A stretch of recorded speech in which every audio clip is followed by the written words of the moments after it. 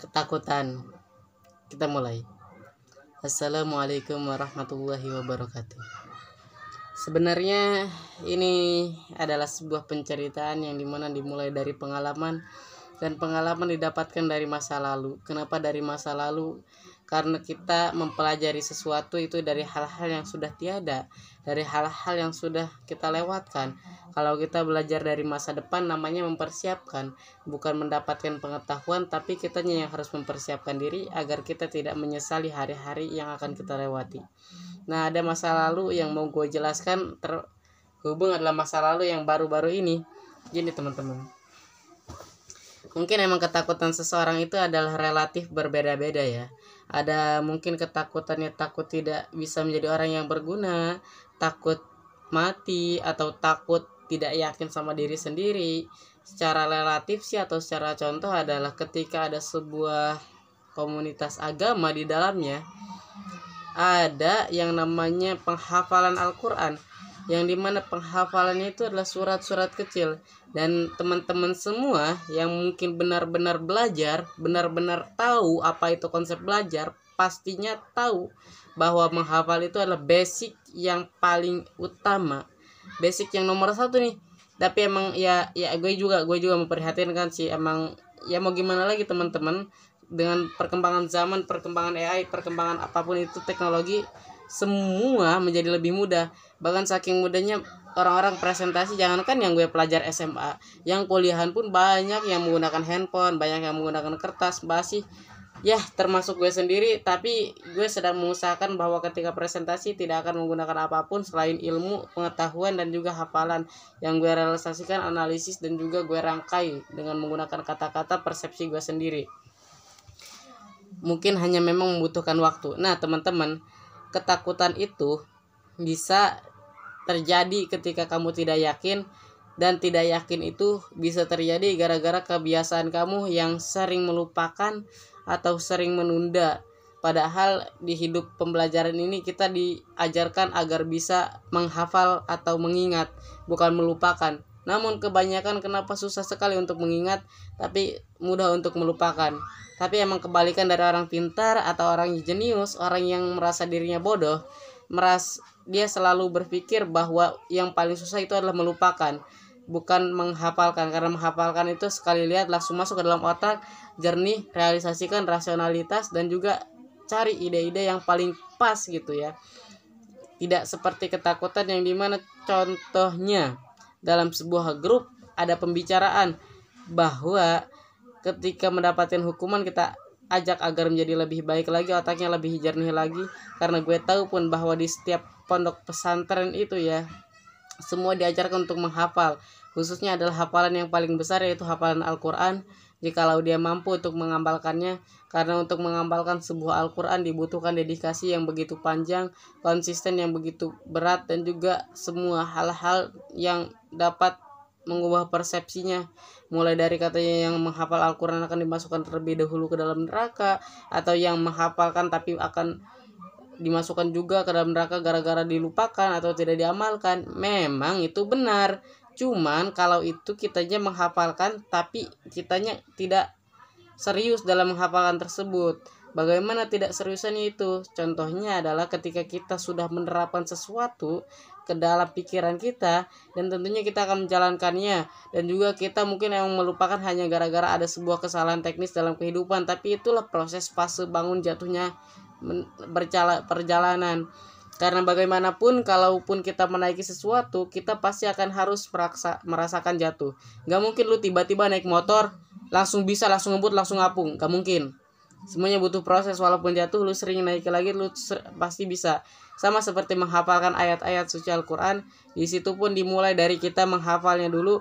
Jangan takut ketika kamu akan melupakannya, karena ketika kamu takut, kamu tidak akan pernah memulai. Karena kamu yang merasakan atau akan menusuk atau menekan dalam pikiran bahwa katanya yang menghafalkan itu akan mendapatkan dosa lebih besar jika dia melupakan. Ya salahnya siapa? Maksudnya gini loh, kita menghafalkan itu agar mengingat, bukan melupakan. Tapi kenapa gitu hal yang seperti itu pun sepele itu malah diputar balikan gitu ya? Ya gimana? Gue juga bingung gitu sebenarnya. gara-gara sebuah analogi seperti itu aja gue hampir aja masuk ke dalam jebakan yang tidak benar gitu. Padahal gue itu sangat berinisiatif baik ya, dengan menghafalkan kita bisa mendapatkan ilmu pengetahuan lebih banyak, bisa mendapatkan ketenangan lebih jernih lagi.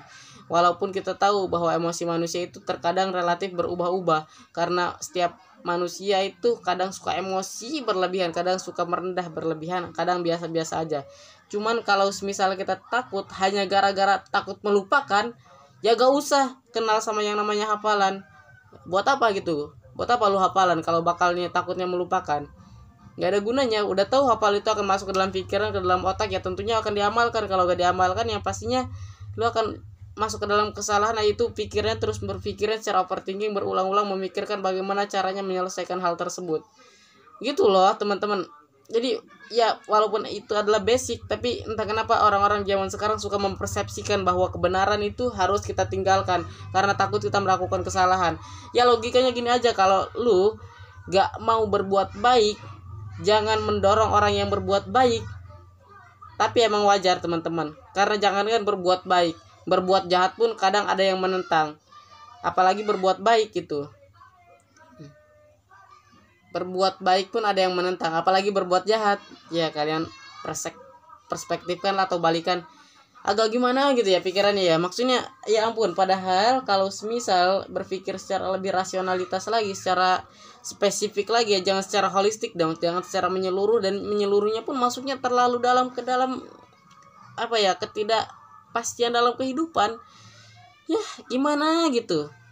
Kayak gue juga bingung gitu ya, pengennya mengembangkan, tapi ngelihat berbagai kondisi, ngelihat berbagai situasi yang dimana takutnya salah persepsi, takutnya gue mau menjerumuskan, padahal gue ingatnya emang menyesatkan dalam kebaikan ya. Hafalan itu emang membuat kita ketakutan, tapi kalau semisal hanya kita takut gara-gara takut melupakan, itu bukan menghafalkan, itu hanya melihat kita bicarakan, kita ungkapkan, dia hilang, udah. Masa lu cinta sama seseorang, cintanya cuma beberapa detik doang atau beberapa jam doang, pastinya akan berlangsung selama-lamanya. Itu kan yang biasa disebutin orang pacaran. Hah? Woi, orang pacaran. Gue juga bingung ngapain gua lah. Oke, nggak emosi, ini cuman kita melanjutkan lagi pengalamannya. Dan juga ada sebuah konteks dari sebuah masa lalu menghantui masa depanmu. Itu sering terjadi ketika gue main basket tadi ya. Gara-gara terlalu terbawa suasana, gue takut sekali untuk menerobos ya teman-teman semua yang ada di depan. Cuman ketika gue proses memegang bola, ngesut, dikasih umpan oleh teman yang mau ngesut tapi gak jadi gara-gara banyak hambatan. Dia serahkan tanggung jawabnya ke gue dan gue ngesut. Sudah dikasih kesempatan tapi gue menyanyiakan. Itu adalah konsep yang dimana gue masih dihantui masa lalu, ketakutan yang dimana ketakutan pun masih ada di setiap orang. Karena jika gue gak ketakutan, gue gak bakalan ada di sini, gue gak bakalan bikin kamera kayak gini. Gue pastinya sudah jadi pengusaha sukses besar yang membuat berbagai company, yang membuat berbagai PT, yang membuat berbagai perusahaan. Namun nyatanya walaupun kita tahu, belum tentu kita dapat melakukannya. Walaupun kita punya pengetahuan, belum tentu kita dapat mengaplikasikan. See you next time, kita ketemu di masa yang akan datang. Tapi bohong, karena ini belum 10 menit, jadi kita lanjutkan ke dalam masa-masa yang lebih tepatnya lagi. Terkadang ya, gue gak mau menjerumuskan. Sekali lagi gue tekankan bahwa ini adalah video penceritaan pengalaman agar bisa menjadi lebih lancar lagi dalam berbicara, lebih pede lagi. Bukan bermaksud singgungan, bukan bermaksud menyindir siapapun. Kalau ada semisal yang menonton ini dan tersindir, ya alhamdulillah gitu ya. Semoga bisa mengakumulasikan lagi pikirannya atau bisa mendemonstrasikan lagi gitu apa yang perlu diperbaiki, apa yang tidak perlu. Kalau tidak tersinggung atau apa ya bodo amat ya. Gue juga nggak menyinggung juga, niatnya cuman mau mengedukasi diri sendiri dan juga mengedukasi keadaan sekitar yang mungkin memprihatinkan. Karena sesuatu yang menjadikan kita prihatin atau kekecewaan kadang akan membuat kita ragu-ragu dalam menetapkan arah dan tujuan. Apalagi kalau masalah itu berhubungan sama ketentuan yang bisa disebut takut akan sesuatu yang dimana takutnya itu sebelum melakukan, bukan sesudah melakukan. Apalagi itu adalah konsep yang dimana banyak sekali orang-orang jadi pecundang. Wassalamualaikum warahmatullahi wabarakatuh.